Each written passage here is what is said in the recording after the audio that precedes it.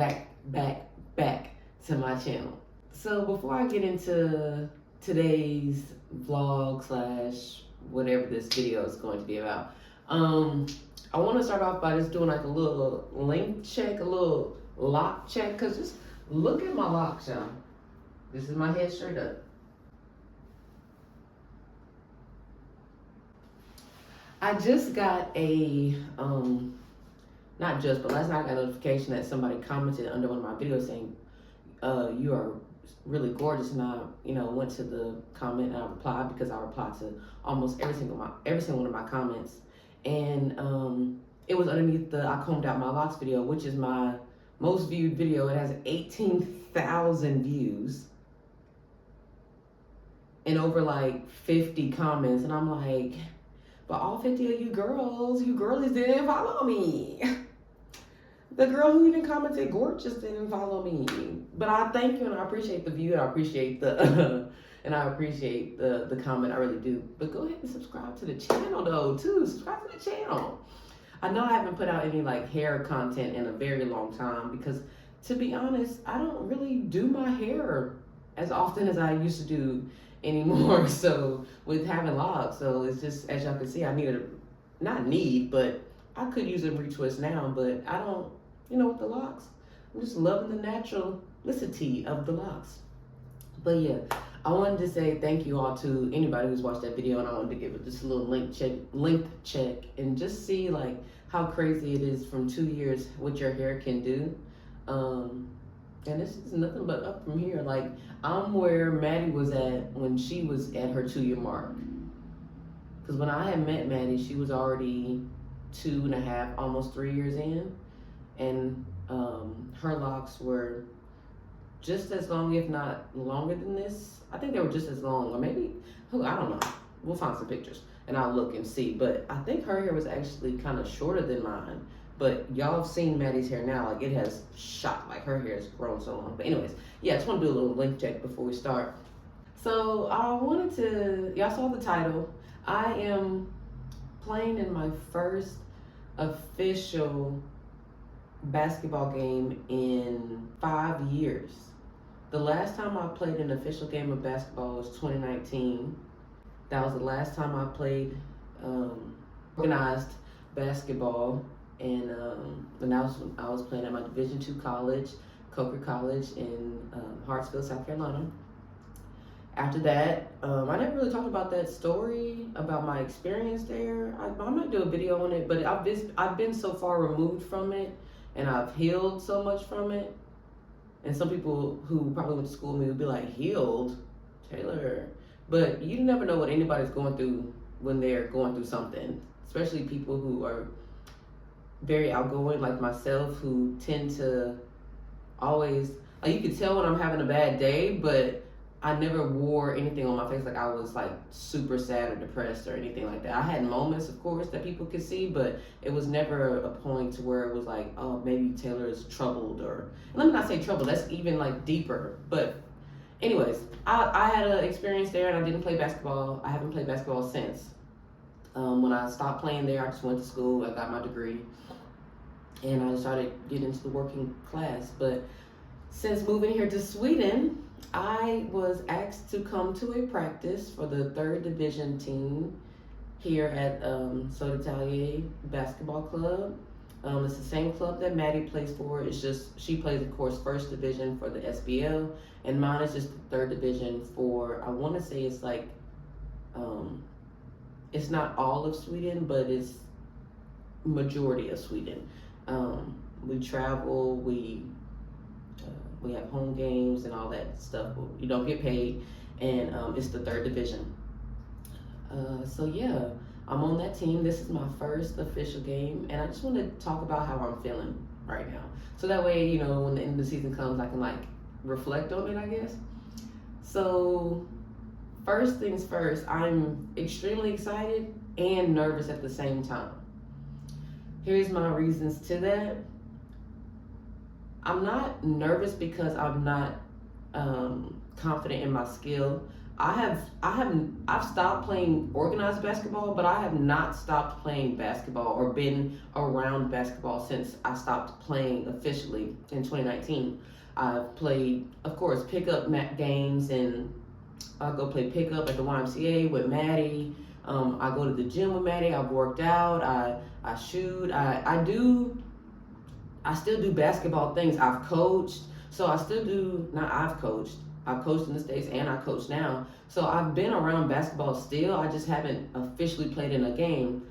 So I think the nerves come from the pressures that I put on myself, and I've had to do, like, all week. I've been meditating and releasing all of this anxious energy and fear of failure, I guess. And I don't know why I put so much pressure on myself when I haven't played in so long, and when I was in college, I didn't play in the games that often. If I'm gonna be honest, I didn't get much playing time in college. The pressure, I feel like, is just pressure that I put on myself because I know how good I am and I want to perform well, of course. And anxious and excited because, again, it's just my first game back. It's my first game playing. And yeah, so I'm just a little excited, and not a little, very excited and a little nervous about it. So with that being said, I wanted to touch on, like, the difference in Sweden specifically, but as I talk to more people, I'm beginning to realize it's a European thing compared to the United States when it comes to sports. And I'll talk about specifically basketball. But here in Sweden and in other countries in Europe, they don't have sports in schools.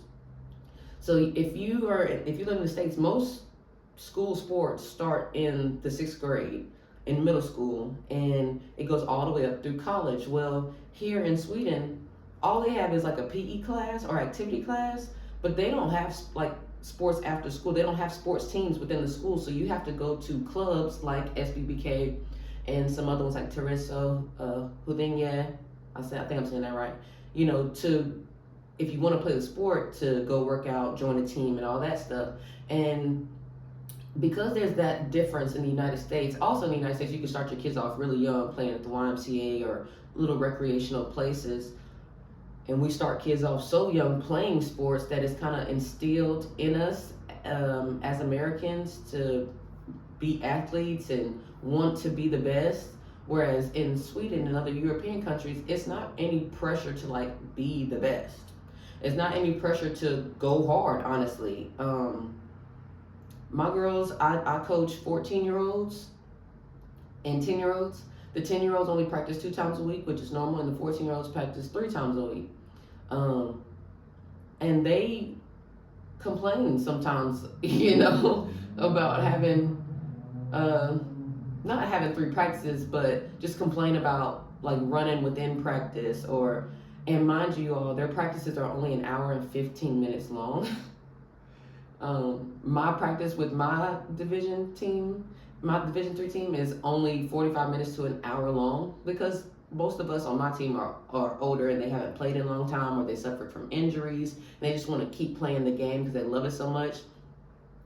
So yeah, like, the difference in the States and Sweden when it comes to basketball or comes to sports in general, they don't have so much pressure on them, whereas in the States, everybody wants to be the best. So whether somebody is putting pressure on you or not, you put that pressure on yourself to, like, you can't be a scrub.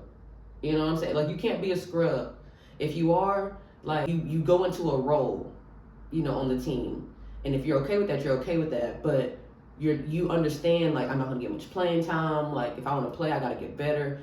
Whereas here, it's kind of just like everybody can get a chance to play, have fun. And while, yes, you need to have fun, you also want to develop your skill. Because in my opinion, it's a waste of time for your coaches and for yourself and for your teammates if you're not trying to get better. So with that being said, the pressure, right? The pressure of growing up in the States and how, like, I always wanted to be just as good or better than my parents. I always wanted to just be just as good or better than my brother. It was like always the competition. It's just competition, to be to be number one, or to be the top 5, or be the top this, or be the captain, or be the best on the team, or be the best at this on the team. You know, it's always the be the best, or be the best you can be, which can lead you to be the best. And I think overall growing up, that pressure, you know, has built this inside me to where I have it just a little bit, because I have calmed down so much. I haven't played basketball competitively for so long that it's like I'm just going out there and I'm just gonna do my best. But at the same time, because I know what my best is, I still feel that little pressure on myself. Yeah. So Taylor, this is for you, girl. Good luck. You're gonna do great. Just relax. Go out there, have fun. I know this was a long intro to this video. I will show clips of my game today. I got some of my girls coming to watch, so I'm thinking I'm gonna have them record a little bit. Hopefully they can record without screaming on their phone, you know.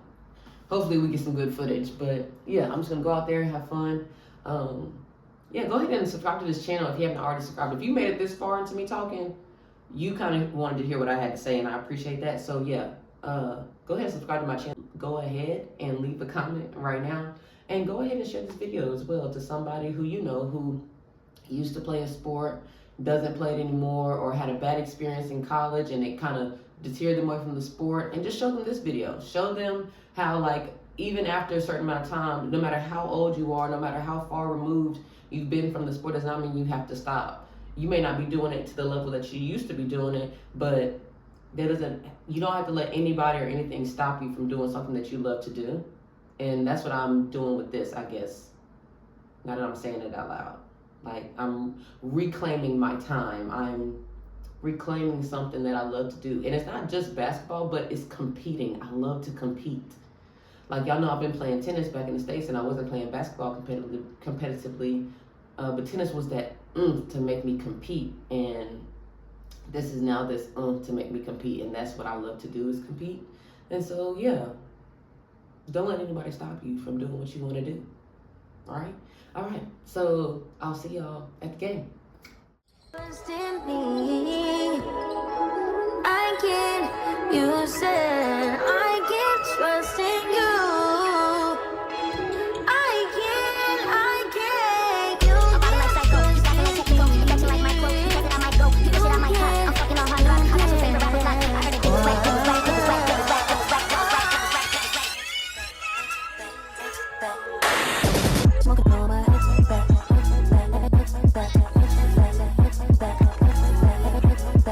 Smoking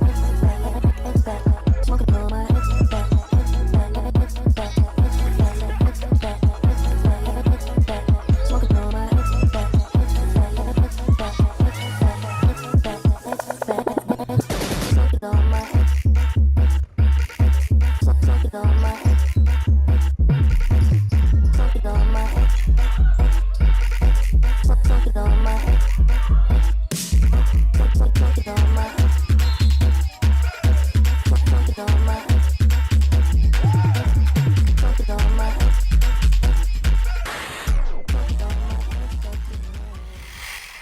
Back home. Y'all saw the few clips that to be honest, this is me recording before I seen the clips, if Maddie got any clips of me doing anything in the game. But yeah, this is me after the game, and I played pretty well. Let me give you some of the stats if you want to see the stats. Give me 1 second. Okay, so I had 19 points, 2 assists, 3 rebounds, 3 steals, and 3 fouls. Now, I was fouling. I sure was. I was fouling, and I gotta stop doing that. But we played pretty good as a team. We're all older. Like, I think I'm not the youngest on my team, but I'm the 3rd youngest, I think. Me and 2 other girls are 25. No, me and one of the girls is 25, the other one's 24, and then we have one that's 21. But everybody else is 27, 29, 30, 33, 35. So we're a little bit older team. All the teams are pretty are older in this division. The team that we played against, everybody was older. They had one lady that was pretty, I mean, she had to be at least 40 something. And they're all still playing. Like, they are keeping up and they're playing fast. But yeah, it was really physical. They like to dish it out, but as soon as you give it back to them, they want to complain. Oh my gosh, oh my gosh, oh, no. Just because you do it a little bit more aggressively than they do it. So it's like, don't dish it if you can't take it, in my opinion. And one of my fouls came from that. Two of the other ones was just me. I just fouled. And I shouldn't have fouled, but I did. I think one of the first ones was me to like assert like strength. I think subconsciously I did it, like to show her like I'm not gonna leave you alone, because my defense, I play like really tough defense. So I think that was the reason I did that one. And then the other two, like I said, I'll just give them a little something back. But I had fun. I came out the gate swinging, baby. I come up, pull up, 2 threes in a row. Give me another 3. Second half, they started playing me real tight. Real tight. They had one little tiny one on me that just would not leave me alone. But hey, what you gotta do when someone's scoring, I can't be mad at it. So yeah. I'm excited to keep playing with this team. I really like my teammates. Everybody's very supportive.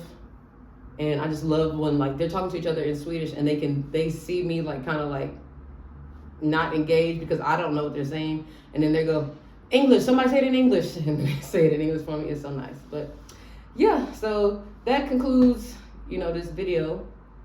I was really excited to play. I'm excited that I did play. I'm excited that I did well. I'm excited for the rest of the season. Maddie was able to make it. I'm so glad she was able to make it because she recorded some of the game for me, and she got to see me play it because Maddie has never seen me play basketball competitively, so that was nice. And yeah, thank y'all so much for watching. I will see y'all in the next video. I love you. Peace to the Middle East. Go Planet.